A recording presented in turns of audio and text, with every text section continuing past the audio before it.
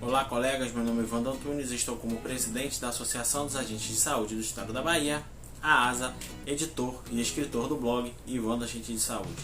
Muitos de vocês têm dúvidas sobre o que é o adicional de salubridade, como conseguir e, caso tenha direito, se receber o adicional de salubridade, garante a sua aposentadoria especial.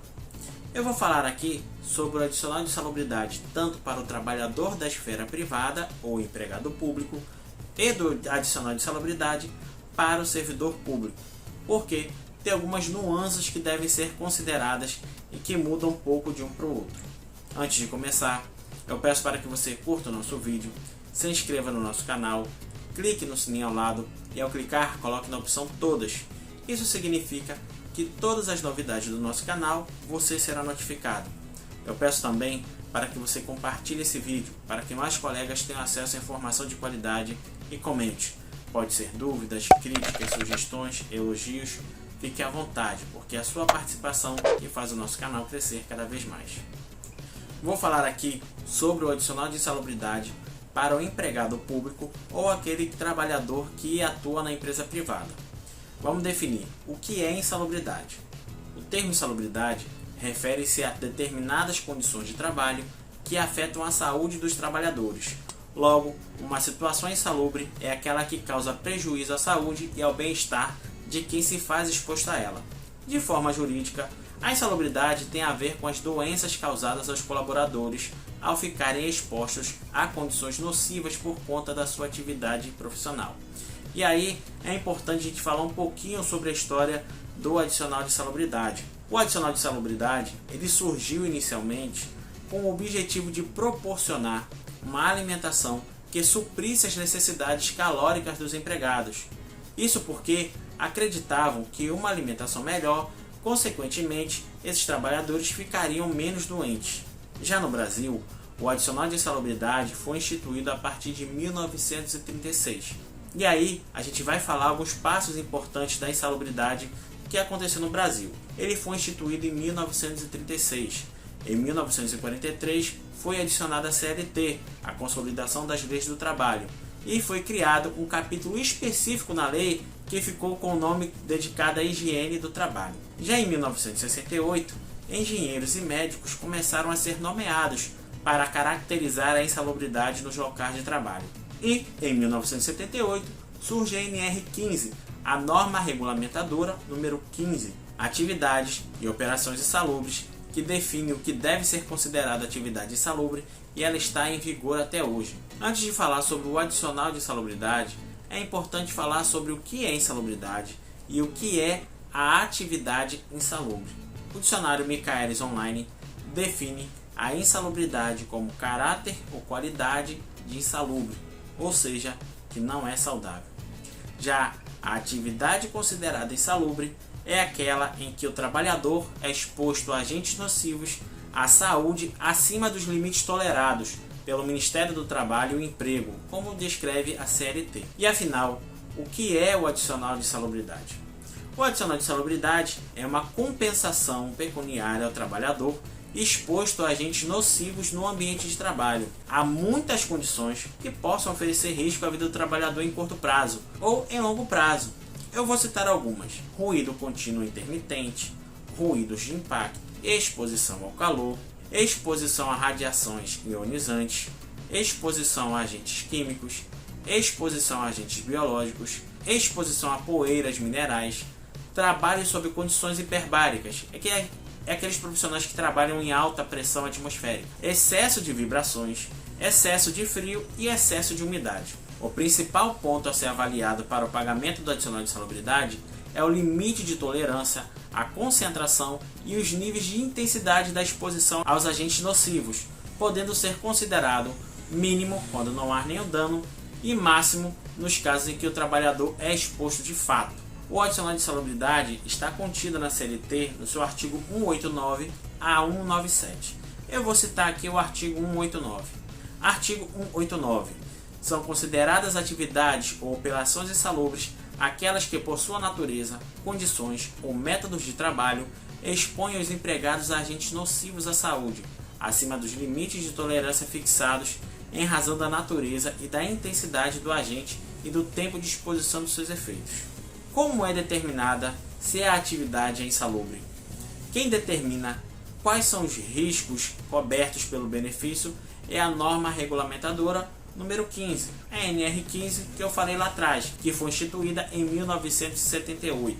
Cada tipo de risco é avaliado com parâmetros específicos, sendo no total 13 anexos contendo todos eles, e ele é dividido em 3 graus: a grau mínimo, médio e máximo. O grau mínimo estabelece o valor de insalubridade de 10%. O grau médio estabelece o valor da insalubridade de 20%. Já o grau máximo estabelece o valor da insalubridade para 40%. Sobre a incidência do cálculo, há algumas divergências, porque a CLT determina que ela seja calculada no salário mínimo, mas nos acordos coletivos, em conjunto com o sindicato, ele pode ser acordado que essa porcentagem seja calculada no salário base do trabalhador ou no piso salarial da categoria.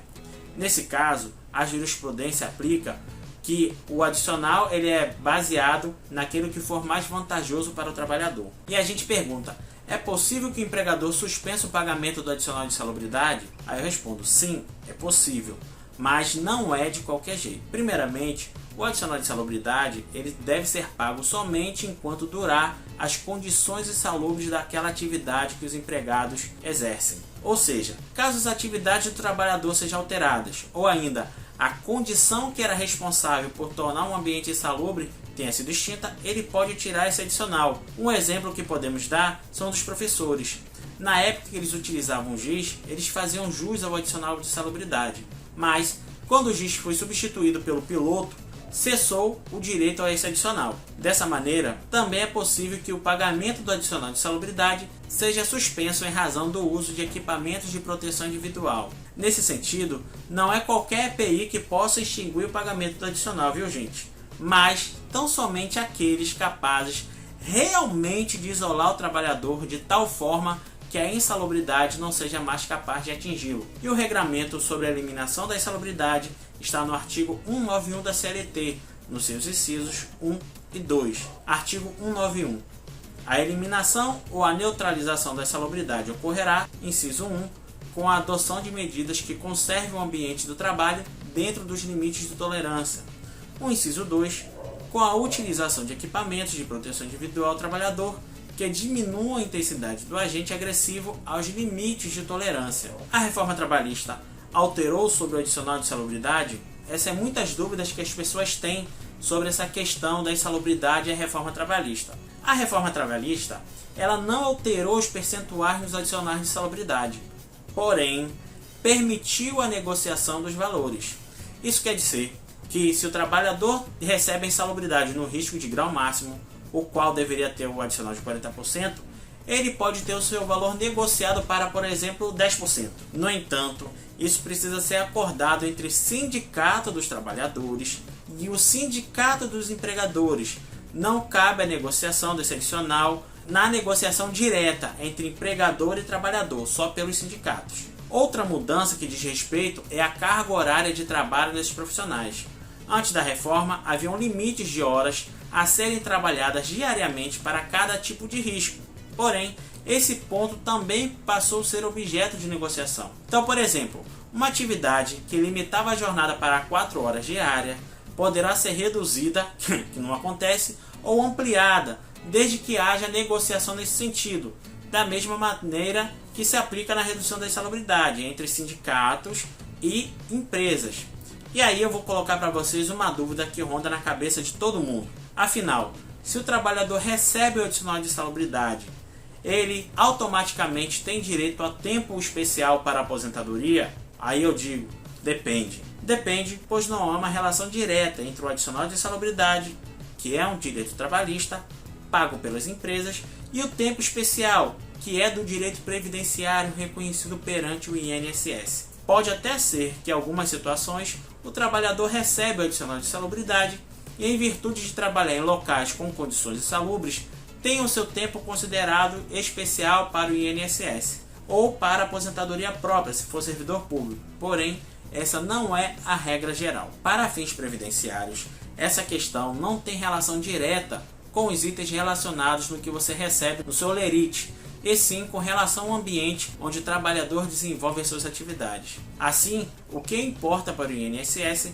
é a presença dos agentes insalubres no ambiente de trabalho do segurado, é a sua intensidade e exposição a esses agentes, independentemente do segurado receber ou não o adicional de insalubridade pela empresa que trabalha ou ele trabalhou. Então, em suma, o trabalhador ele não precisa sequer receber o adicional de insalubridade para poder ter direito à aposentadoria especial. Claro que receber o adicional de insalubridade é um fator importante, mas nós sabemos que existem empresários vagabundos que negam o direito ao trabalhador. Nesse caso, o ideal é que o trabalhador que não recebeu o adicional de insalubridade e acha que tem direito ao tempo especial, que busque a Justiça do Trabalho para que essa reconheça a atividade insalubre e, através de uma perícia feita por um perito judicial, que este elabore o PPP, o LTCAT e, consequentemente, que a Justiça homologue. Sendo assim, quando o segurado tiver que comprovar para o INSS a presença de agentes insalubres para o seu reconhecimento do período especial, deverá juntar os laudos de PPP e LTCAT, e não apenas o adicional de insalubridade. Inclusive, eu fiz 2 vídeos falando sobre esse assunto, sobre o PPP, o LTCAT, o card vai aparecer logo acima, e outro sobre como conseguir esses documentos caso a empresa tenha falido. Também tem um cardzinho aqui para você clicar e conferir, tá? E como se dá o adicional de insalubridade para os servidores públicos. Como vocês perceberam, eu falei muito sobre o adicional de insalubridade para os trabalhadores de empresa privada. Isso porque, na maioria dos casos, não muda quase nada as regras para os servidores públicos. Mas vocês têm que ficar atentos a algumas nuances, porque o servidor público ele é regido pelo Estatuto e não pela CLT. Eu inclusive falei sobre esse vídeo também, sobre a diferença de seletista e estatutário.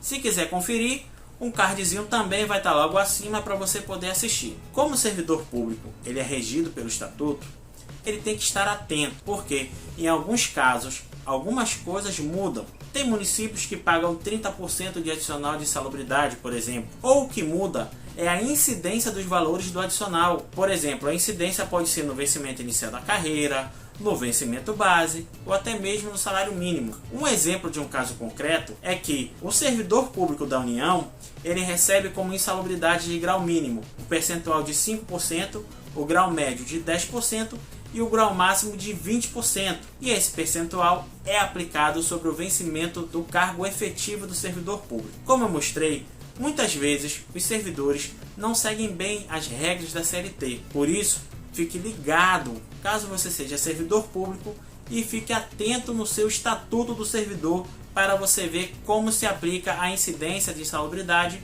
no seu contra-cheque. Não podemos esquecer que há municípios que não pagam adicional de insalubridade aos servidores que têm direito, porque não existe uma lei local que regulamente esse adicional, que é bem pior. Eu vou explicar aqui como vocês podem requerer, caso seja essa a sua situação. O primeiro passo é sempre negociar. Esse é o ponto essencial. Quem sabe, na mesa de negociação, você não consiga destravar esse adicional. Caso não consiga, aí não tem jeito. Somente a justiça para correr atrás. O ideal é sempre buscar na justiça o perito, isso é, um perito judicial, para que ele tenha uma avaliação isonômica, porque geralmente os peritos contratados por empresas ou por municípios, infelizmente, são viciados, na sua grande maioria, avaliam de forma tendenciosa ao seu contratante. Quando o município não tem legislação que trata sobre o adicional de insalubridade nas suas normas, o ideal é que o sindicato da categoria ou até a pessoa mesmo ingresse com mandado de injunção. Se você não sabe o que é, converse com seu advogado sobre esse instrumento importantíssimo. E aí eu vou levantar aqui um tema bônus. Os agentes comunitários e agentes de endemias têm uma legislação específica que trata sobre o adicional de insalubridade. A Lei 13.342 de 2016, no seu artigo 9º, no seu parágrafo 3º, define que o adicional de insalubridade é no vencimento base, independente do vínculo, como podemos conferir nos seus incisos 1 e 2. Vamos lá dar uma lida. Artigo 9º, parágrafo 3º. O exercício de forma habitual e permanente em condições insalubres, acima dos limites de tolerância estabelecidos pelo órgão competente do Poder Executivo Federal, assegura aos agentes que trata dessa lei a percepção do adicional de insalubridade, calculado sobre o seu vencimento ou salário base, Vamos ao inciso 1. Nos termos do disposto do artigo 192 da CLT, quando submetidos a esse regime. E inciso 2. Nos termos da legislação específica, quando submetido a vínculos de outra natureza. E é nesse viés que eu venho pedir o seu apoio a uma ideia legislativa. Nós, profissionais de saúde, estamos propondo na Câmara um adicional de insalubridade para 40% durante o período de pandemias e epidemias, porque esse é o momento no qual nós, agentes de saúde, ficamos mais expostos a essas doenças. Eu já votei a favor dessa proposta e eu peço que você também vote. Eu vou deixar o link na descrição do vídeo para que você possa conferir. Eu espero que você tenha gostado do nosso vídeo. Se gostou, peço que curta, se inscreva no nosso canal, clique no sininho ao lado para você receber todas as notificações e, como eu sempre peço, compartilhe esse vídeo para que mais colegas tenham acesso à informação de qualidade. E, como eu sempre peço, comente. Pode ser dúvidas, críticas, sugestões e elogios. Fique à vontade, porque é a sua participação que faz o nosso canal crescer cada vez mais. Um abraço e até a próxima.